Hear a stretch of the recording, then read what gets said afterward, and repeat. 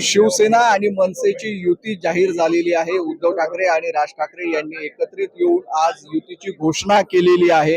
या युतीच्या घोषणेनंतर शिवसेनेचे पदाधिकारी नेते यांच्यामध्ये काय भावना आहेत ते आपण जाणू। संजय दामदार मनसेचे पदाधिकारी आपल्या सोबत आहेत। काय नेमक्या भावना आहेत, कशा पद्धतीने तुम्ही आता या मुंबई महापालिकेच्या युतीकडे पाहता? भावना नक्कीच आनंदाच्या आहेत आणि कशा दृष्टीने पाहता आम्ही विजयाच्या दृष्टीने पाहतोय। विजय देखील नक्की झालेला आहे आमचा, कारण जे स्वप्न बाळासाहेबांनी पाहिलं होतं, जे स्वप्न महाराष्ट्रातील या महाराष्ट्रावर प्रेम करणाऱ्या, या मुंबईवर प्रेम करणाऱ्या लोकांनी पाहिलं होतं की दोन भाऊ एकत्र आले पाहिजेत। दोन भावांच्या त्या याच्यामुळे वेगळ्या याच्यामुळे ज्या मतांचं विभाजन व्हायचं आणि त्याचा मोठ्या प्रमाणात फायदा हा विरोधकांना व्हायचा, खास करून भाजपा पक्षाला। एकीकडे हा पण फायदा व्हायचा, दुसरीकडे त्यांचं दुबार मतदान असेल, त्याच्यानंतर त्याचं ह्याच्यावरचं निवडणूक असेल, ईव्हीएम मशीनचा घोटाळा असेल, दुबार मतदान असेल, पैशाचं वाटप असेल, या सगळ्या गोष्टी। आणि तुमचा जो सामना होणार आहे तो सत्तेतील शिवसेना शिंदे गटासोबत, त्यासोबतच भारतीय जनता पक्षासोबत सामना आहे। म्हणजे ज्यांच्याकडे सगळ्या साधन संपत्ती सगळी आहे त्यांच्याकडे, अशा दोन्ही पक्षांसोबत तुमचा सामना आहे। त्यावेळेस कसं तुमची लढाई असणार आहे?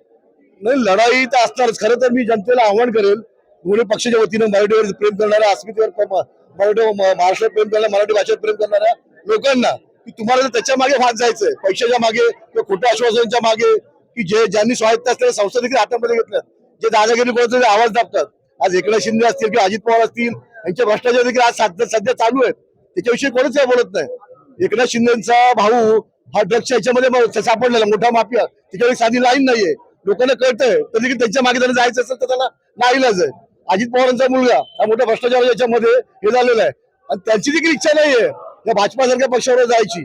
परंतु झालं काय की त्यांनी जर नाही गेलं, त्यांच्या हाकेला हो नाही दिली त्यांनी, तर मोठ्या प्रमाणात त्याच्यावर दबावतंत्र वापरतात, त्यांना आतमध्ये टाकण्याची निश्चित भीती वाटत नाही, तर आतमध्ये टाकतात, त्याच्यावर केसेस घेतात।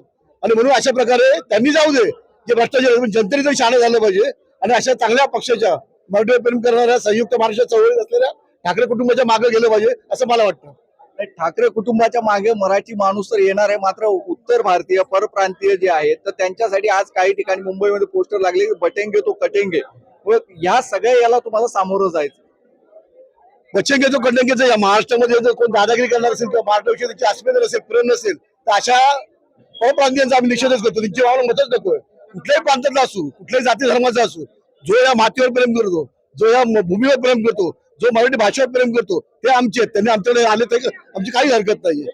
परंतु ह्या मातीतलं खायचं, इथं खायचं, आपली पोटं भरायची आणि दुसऱ्या राज्याचा किंवा दुसऱ्या देशाचा गवगाव करायचा, अशांना आमचा खऱ्या अर्थाने विरोध आहे।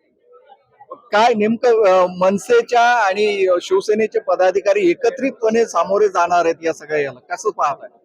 नक्कीच आपण सगळेच पाहतोय की सध्या जे महाराष्ट्रावरती किंवा अखंड देशावरती जे संकट आलेलं आहे की मुळात जात पात धर्म या अनुषंगाने, आणि जे सगळे भ्रष्ट लोक आहेत, जे गुंड लोक आहेत, जे माफी आहेत, जे वाईट करतायत, जे घोटाळे करतायत, अशा सगळ्या लोकांचा जो पक्ष झालेला आहे, म्हणजे भारतातल्या जनतेला दाबणारा किंवा भारतातल्या जनतेला संपवणारा भारतीय जनता पक्ष, या पक्षाच्या विरोधात प्रचंड लाट असताना देखील हा कुठेही भाग दिसत नसला तरी महाराष्ट्रामध्ये या मुंबईमधून या ठिकाणी सुरुवात झालेली आहे।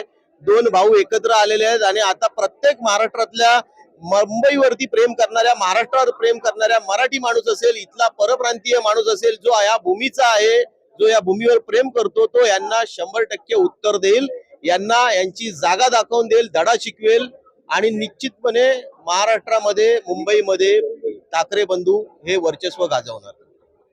ठाकरे बंधू एकत्र आलेले आहेत, त्यानंतर मनसैनिक आणि शिवसैनिक एकत्रितपणे ही निवडणूक लढणार आहे। जागा वाटप आज जाहीर झालेलं नाहीये, तरी तुम्ही कशा पद्धतीने पाहता या सगळ्या? कसं आहे, साहेबांनी सांगितलं की आमची जागा वाटप झालेली आहे, जसं आम्हाला राजसाहेबांचा आदेश येणार आम्ही त्याप्रमाणे काम करणार आणि प्रत्येक आमचा उमेदवार हा निवडून आणणार, अशा प्रकारची आम्ही मेहनत करणार आणि आमची मेहनत चालू आहे। तुमच्या मेहनतीसोबतच आज जे काही बॅनर लागलेत, पोस्टर लागलेत, बटेंगे तो कटेंगे, याला कसं उत्तर देणार आहे? कसं आहे, आता बीजेपीची पायाखालची वाळू सरकलेली आहे। महाराष्ट्र नवनिर्माण सेना आणि शिवसेना एकत्र आल्यामुळे मग आता त्यांना काय बटेंगे आणि कटेंगे, आता त्यांनी जे सगळ्यात मोठे मोठे करप्टेड होते त्यांनी आपल्या पक्षामध्ये घेतलंय, त्यांना घेऊन राज्य करतात का? बीजेपी मध्ये त्यांचे कार्यकर्ते पदाधिकारी नाही आहे का? बघा ना, शिवसेने काँग्रेस आणि राष्ट्रवादीचे किती आमदार आणि खासदार इनकमिंग करून त्यांनी घेतले आहे. असे लोक काय बोलणार? बटेंगे, त्यांच्याकडे तेच उत्तर असणार, बटेंगे कटेंगे. आता त्यांना बटेंगे कटेंगे काय असतं आम्ही त्यांना या महानगरपालिकेच्या निवडणुकीमध्ये दाखवून देऊ. बटेंगे तो कटेंगे हे काय असतं हे महापालिकेच्या निवडणुकीमध्ये दाखवून देऊ. 16 जानेवारीला हा निकाल लागणार. 15 जानेवारी रोजी यासाठी मतदान होणार आहे. मुंबईसह 29 महानगरपालिकांमध्ये निवडणुका आहेत. या निवडणुकांमध्ये शिवसेना आणि मनसे हे दोन्ही एकत्र येत आहेत. पाहूया नेमकं कशा पद्धतीनं या निवडणुकीमध्ये मतदान होतं आणि ते कोणत्या पक्षाला बहुमत देतात जनता, हे पाहणं महत्वाचं ठरणार आहे. उन्मेष खंडाळेसह अवधेश कोरी, मुंबई.